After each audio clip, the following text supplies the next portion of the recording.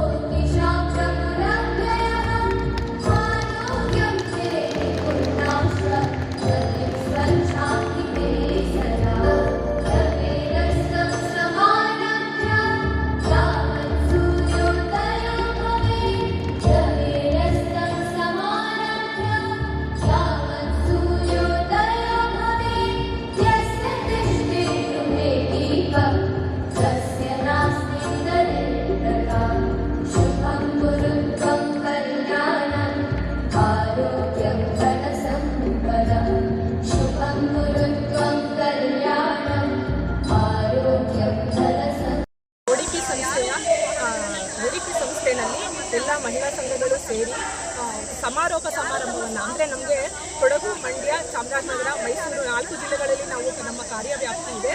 ಅಲ್ಲಿ ಎಲ್ಲ ಕಡೆಯೂ 8ನೇ ತಾರೀಕಿಂದ ಇಲ್ಲಿವರೆಗೂ ಮಹಿಳಾ ಕಾರ್ಯಕ್ರಮಗಳನ್ನು ನಡೆಸ್ಕೊಂಡು ಬಂದಿದ್ದಾರೆ. ಇವತ್ತು ಅಲ್ಲಿಯ ಸಮಾರೋಪ ಸಮಾರಂಭವನ್ನು ನಮ್ಮ ಈ ಸೆಂಟ್ ಫಿಲೋಮಿನಾ ಏನು ಆಡಿಟೋರಿಯಂ ಇದೆಯೋ ಅಲ್ಲಿ ನಾವು ಇಟ್ಕೊಂಡಿದ್ದೀವಿ. ಸಮಾರೋಪ ಸಮಾರಂಭ ಕಾರ್ಯಕ್ರಮವನ್ನು 115ನೇ ಒಂದು ಮಹಿಳಾ ದಿನಾಚರಣೆಯನ್ನು ಇಲ್ಲಿ ಆಚರಣೆ ಮಾಡ್ತಿದ್ದಾರೆ. ಸುಮಾರು 2,500 ಜನ ಇಲ್ಲಿ ಮಹಿಳೆಯರು ಸೇರಿದ್ದಾರೆ. ಹಾಗೆ 15 ಮಳಿಗೆಗಳನ್ನು ಕೂಡ ಮಹಿಳೆಯರೇ ಉತ್ಪನ್ನ ಮಾಡಿದಂತಹ ಪದಾರ್ಥಗಳನ್ನು ಅವರ ಒಂದು ಸಬಲೀಕರಣ ಹೇಗೆ ನಾವು ಅವರಿಗೆ ಅರಿವನ್ನು ಕೊಟ್ಟು ಅವರಿಗೆ ಹೇಗೆ ಸಬಲೀಕರಣಗೊಳಿಸಿದ್ದೇವೆ ಅನ್ನೋದಕ್ಕೆ ಸಾಕ್ಷಿಯಾಗಿ 15 ಮಳಿಗೆಗಳನ್ನು ಇಟ್ಟಿದ್ದಾರೆ. ಮತ್ತೆ ವಿಶೇಷವಾಗಿ ಅತಿಥಿಗಳನ್ನು ಕೂಡ ಆಹ್ವಾನ ಮಾಡಿ ಇಲ್ಲಿ ಒಂದು ಕಾರ್ಯಕ್ರಮವನ್ನು ಎಲ್ಲ ಖಂಡಿತ ಬೆಳಗ್ಗೆ ತಿಂಡಿನೂ ಸಹ ಇತ್ತು. ಬೆಳಗ್ಗೆ ಅರಮನೆ ಹತ್ರ ಇದು ರ್ಯಾಲಿ ಎಲ್ಲ ನಡೆಸಿದ್ರು. ದ್ವಿಚಕ್ರ ವಾಹನ ಮತ್ತು ತ್ರಿಚಕ್ರ ವಾಹನ ಅಂದರೆ ಮಹಿಳೆಯರು ಮಾತ್ರ ಯಾರು ಆಟೋ ಓಡಿಸ್ತಾರೆ ಅವರನ್ನು ಕೂಡ ರ್ಯಾಲಿಯಲ್ಲಿ ಬೆಳಗ್ಗೆ ಬಂದರು. ಈಗ ಮಧ್ಯಾಹ್ನ 2,500 ಜನ ಇವಾಗ ಎಷ್ಟು ಜನ ಬಂದರೂ ಬೆಳಗ್ಗೆ ಬೇರೆ ಬೇರೆ ಊರುಗಳಿಂದ ಅಷ್ಟು ಜನಕ್ಕೂ ತಿಂಡಿ ವ್ಯವಸ್ಥೆ ಇತ್ತು. ಈಗ ಮಧ್ಯಾಹ್ನನೂ ಕೂಡ ಊಟದ ವ್ಯವಸ್ಥೆ ಸಹ ಇದೆ. ಎಷ್ಟು ಸಾವಿರ ಜನ ಬಂದಿದ್ರು ಮೇಡಮ್? 2,500 ಜನ. ಯಾವ ಡಿಸ್ಟ್ರಿಕ್ಟ್ ಬಂದಿದ್ದೀರಾ? ಕೊಡಗು, ಮಂಡ್ಯ, ಚಾಮರಾಜನಗರ, ಮೈಸೂರು 4 ಜಿಲ್ಲೆಗಳಿಂದ ಮಹಿಳಾ ಮೇಡಮ್. ODP ಸಂಸ್ಥೆ ಈಗ ಮಹಿಳಾ ದಿನಾಚರಣೆ ಮಾಡ್ತಾ ಇದ್ದಾರೆ. ಇದ್ರ ಬಗ್ಗೆ ಏನು ಇಷ್ಟಪಡುತ್ತೆ? ಮಹಿಳೆಗೆ ಏನೇನು ಸವಲತ್ತು ಕೊಟ್ಟಿದೆ ODP ಇದುವರೆಗೂ? ಮಹಿಳೆಗೆ ಅಂತಂದರೆ ಅವರಿಗೆ ಸ್ವಯಂ ಉದ್ಯೋಗ ಹೇಗೆ ಮಾಡ್ಕೊಳ್ಬೇಕು ಅನ್ನೋದಕ್ಕೆ ಒಂದು ಟೈಲರಿಂಗ್ ಆಗಲಿ, ಒಂದು ಜರಿ ವರ್ಕ್ ಆಗಲಿ, ತರಬೇತಿಗಳನ್ನು ಸ್ಕಿಲ್ ಟ್ರೈನಿಂಗ್ಸ್ ಕೊಡ್ತೀವಿ ನಾವು. ಅವರ ಒಂದು ಲೈವ್ಲಿಹುಡ್ ಇಂಪ್ರೂವ್ ಆಗೋದಕ್ಕೆ ಮತ್ತು ಸಣ್ಣ ಉದ್ದಿಮೆಗಳನ್ನು ಮಾಡ್ಕೊಳ್ಳೋಕ್ಕೆ IGP ಇನ್ಕಮ್ ಜನರೇಷನ್ ಪ್ರೋಗ್ರಾಮ್ ಅಂತ ಮಾಡ್ತೀವಿ. ಅದರಲ್ಲಿ ಅವರಿಗೆ ಒಂದು ಸಾಲ ಸೌಲಭ್ಯಗಳನ್ನು ಕೊಟ್ಟು ಅವರ ಜೀವನ ಉತ್ತಮವಾಗಿ ನಡೆಸೋಕ್ಕಾರ. ಮತ್ತು ಸೇವೆ ಫ್ಯಾಮಿಲಿ ಅಂತ ಒಂದು ಪ್ರಾಜೆಕ್ಟ್ ಇದೆ. ಅಲ್ಲಿ ವಿಧವಾ ಮಹಿಳೆಯರು, ಒಂದೇ ಒಂದು ಪುಟ್ಟ ಮಕ್ಕಳಿರುತ್ತೆ ಅಂಥವರು ತುಂಬ ಕಷ್ಟಪಡ್ತಾ ಇರ್ತಾರೆ. ಅಂಥವ್ರನ್ನ ಗುರುತಿಸಿ ಅವ್ರಿಗೂ ಕೂಡ ಒಂದು 6 ವರ್ಷಗಳ ಕಾಲ ಒಂದೇ ಸಮ ಒಂದು ಡೋನರ್ಸ್ ಯಾರು ಒಂದು ನಮಗೆ ಸಹಾಯ ಮಾಡ್ತಾರೋ ಆ ಹಣವನ್ನು ಅವ್ರಿಗೆ ಕೊಟ್ಟು ಅವರ ಜೀವನದ ಶೈಲಿ ಒಂದು ಉತ್ತಮಗೊಳ್ಳೋದಕ್ಕೋಸ್ಕರ ಈ ಕಾರ್ಯಕ್ರಮನ ಇಟ್ಕೊಂಡಿದ್ದಾರೆ. ಹಾಗೆ ಹಲವಾರು ಕಾರ್ಯಕ್ರಮಗಳು ಒಂದು ಈ ಮಹಿಳೆಯರ ಜೀವನ ಇಂಪ್ರೂವ್ ಆಗೋದಕ್ಕೆ ಏನು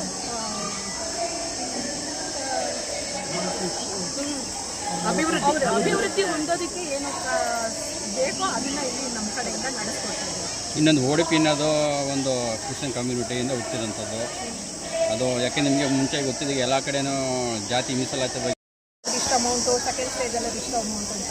ರೋಗಗಳು ಬ್ರಾಹ್ಮಣರಿಗೆ ಬರಬೇಕು, ಮುಸ್ಲಿಮ್ಗೆ ಬರಬೇಕು, ಕ್ರಿಶ್ಚಿಯನ್ಗೆ ಬರಬೇಕು, ಇಂಥವ್ರಿಗೆ ಬರಬೇಕು ಅಂತ ಏನಿಲ್ಲ ಅಲ್ವಾ. ಹಿಂದೂಗೂ ಬರುತ್ತೆ, ಎಲ್ಲ ಥರದಲ್ಲೂ ಇರ್ತಾರೆ. ನಾವು ಸುಮಾರು ಒಂದು ವರ್ಷಕ್ಕೊಂದ್ಸರ್ತಿ ಅಂದರೆ ಏನು ಕ್ಯಾನ್ಸರ್ ಡೇ ಇರುತ್ತೋ ಫೆಬ್ರವರಿ 4 ಅವಾಗ 100 ಜನ ಒಂದು ಪೇಷಂಟ್ಗಳಿಗೆ ನಾವು ಈ ಥರದೇ ಒಂದು ಪ್ರೋಗ್ರಾಮ್ ಮಾಡಿ ದಾನಿಗಳಿಂದ ಹಣವನ್ನು ಸಂಗ್ರಹಿಸಿ ಆ ಹಣವನ್ನು ಯಾರು ಕ್ಯಾನ್ಸರ್ ಪೇಷಂಟ್ಗಳಿದ್ದಾರೆ ಅವರ ಸ್ಟೇಜ್ ಆಧಾರದ ಮೇಲೆ 1ನೇ ಸ್ಟೇಜ್ 2ನೇ ಹಂತ 4ನೇ ಹಂತದ ಆಧಾರದ ಮೇಲೆ ಅವರು ಟ್ರೀಟ್ಮೆಂಟಿಗೆ ಅವಶ್ಯಕತೆ ತುಂಬ ಇರುತ್ತೆ. ಫಸ್ಟ್ ಸ್ಟೇಜ್ ಅವರಿಗೆ ಸ್ವಲ್ಪ ಕಡಿಮೆ ಕೊಡ್ತೀವಿ, 4th ಸ್ಟೇಜ್ ಅವರಿಗೆ ಜಾಸ್ತಿ ಇರುತ್ತೆ, ಅವರಿಗೆ ಸ್ವಲ್ಪ ಜಾಸ್ತಿ ಕೊಡ್ತೀವಿ. ಆ ರೀತಿ ಪ್ರತಿಯೊಬ್ಬರಿಗೂ ಕೂಡ ಕೊಡ್ತೀವಿ. ಯಾವುದೇ ರೀತಿಯ ಮತ ಜಾತಿ ಆಧಾರ ಏನಿಲ್ಲ. ನಮಗೂ ಇವಾಗ ಡೋನರ್ಗಳೆಲ್ಲ ಕೊಡ್ತಾರಲ್ಲ ಅವ್ರಿಗೂ ಕೂಡ ಪ್ರತಿಯೊಬ್ಬರಿಗೂ ಡೀಟೇಲ್ಸು ಕೊಟ್ಟಿರ್ತೀವಿ. ಸಹಜ ನಿಮ್ಮ ಥರನೇ ಪ್ರಶ್ನೆ ಮಾಡೋದು, ಅವ್ರಿಗೂ ಎಲ್ಲ ಡೀಟೇಲ್ಸ್ ಕೊಟ್ಟಿರ್ತೀವಿ. ಅದಕ್ಕೆ ಕಾಮನ್ ಆಗಿಬಿಡಿ. ಅದಕ್ಕೋಸ್ಕರ ನಿಮ್ಗೆ ಗೊತ್ತಿರೋ ವಿಷಯ ಎಲ್ಲ ಕಾಮನ್. ಈಗ ಇಲ್ಲ ಆ ಥರ ಇನ್ನೊಂದು ಹೇಳೋದಕ್ಕೆ ಇಷ್ಟಪಡ್ತೀನಿ, ಇಲ್ಲಿ ಸೇರಿರುವಂಥ ಮಹಿಳೆಯರು ಕೂಡ ಎಲ್ಲ ಧರ್ಮಕ್ಕೆ ಸೇರಿರುವಾಗಿದ್ದಾರೆ. ಕೇವಲ ಒಂದು ಧರ್ಮಕ್ಕೆ ಸೇರಿರುವಂಥ ಮಹಿಳೆಯರು ಇಲ್ಲ. ಎಲ್ಲ ಧರ್ಮದ ಕ್ರಿಶ್ಚಿಯನ್ಸ್ ಇದ್ದಾರೆ, ಮುಸ್ಲಿಮ್ಸ್ ಇದ್ದಾರೆ, ಹಿಂದೂಸ್ ಇದ್ದಾರೆ, ಎಲ್ಲ ಜಾತಿಯವರು ಇದ್ದಾರೆ, ಇಂಡಿಯನ್ಸ್ ಇದ್ದಾರೆ. ಪ್ರತಿಯೊಂದು ಜಾತಿಗೂ ಕೂಡ ಇನ್ನೊಂದು ಹೇಳಕ್ಕೆ ಇಷ್ಟಪಡ್ತೀವಿ. ನಮಗೆ ಈಗವರೆಗೆ 2,000 SG ಗ್ರೂಪ್ಗಳಿದೆ, ಸ್ವಸಹಾಯ ಸಂಘಗಳ ಗುಂಪಿದೆ. ಅದರಲ್ಲಿ 40,000 ಮಹಿಳೆಗಳಿದ್ದಾರೆ. ನಾವು ಇವತ್ತು ಅಷ್ಟೊಂದು ಜನ ಕರೆಯೋಕ್ಕಾಗಲ್ಲ ಅಂತ ಹೇಳ್ಬಿಟ್ಟು ಒಂದು ಸಂಘದಿಂದ 2 ಮತ್ತು 3 ಜನ ಬರಬೇಕು.